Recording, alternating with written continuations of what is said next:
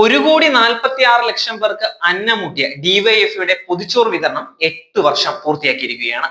വയറെരിയുന്നവരുടെ മിഴി നിറയാതിരിക്കാൻ ഹൃദയപൂർവ്വം എന്ന പേരിൽ തിരുവനന്തപുരം ജില്ലാ കമ്മിറ്റിയാണ് ആദ്യമായി മെഡിക്കൽ കോളേജ് ആശുപത്രിയിലെ രോഗികൾക്ക് വീടുകളിൽ നിന്ന് ശേഖരിച്ച സൗജന്യ ഭക്ഷണം വിതരണം ചെയ്ത് മാതൃക സൃഷ്ടിച്ചത്. വീടുകളിൽ നിന്ന് ഭക്ഷണപ്പൊതി ശേഖരിച്ച് രോഗികൾക്ക് എത്തിച്ച് നൽകുകയായിരുന്നു.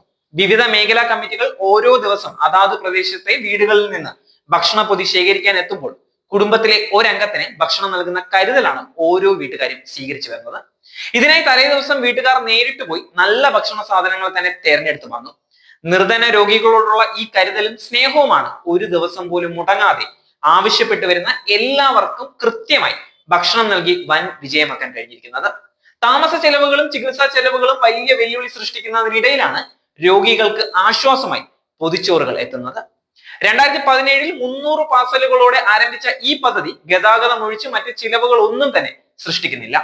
വീടുകളിൽ സാധാരണ ഉണ്ടാക്കുന്ന ഭക്ഷണത്തിൽ നിന്ന് കുറച്ച് അധികം ഉണ്ടാക്കിയാണ് ഓരോ കുടുംബങ്ങളും പൊതിച്ചോറ് പദ്ധതിയിൽ ഭാഗമാകുന്നത്. ചോറും കറിക്കും പുറമെ മുട്ട, മീൻ, ചിക്കൻ എന്നീ വിഭവങ്ങളും പല വീട്ടുകാരും നൽകാറുണ്ട്.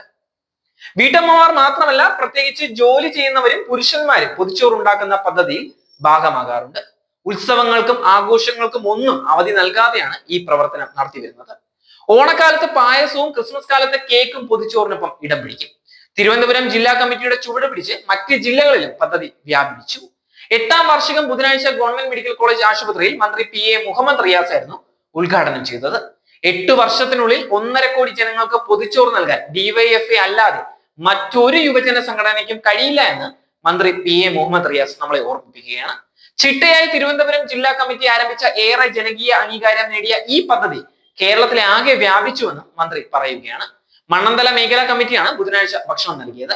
ഭക്ഷണത്തോടൊപ്പം നവവത്സര കേക്കും വിതരണം ചെയ്തു. ജില്ലാ president V Anoop, secretary JS Shiju Khan, treasurer VS Shyama, CPIM medical college local secretary Shaji എന്നിവർ ചടങ്ങിൽ സംസാരിച്ചു.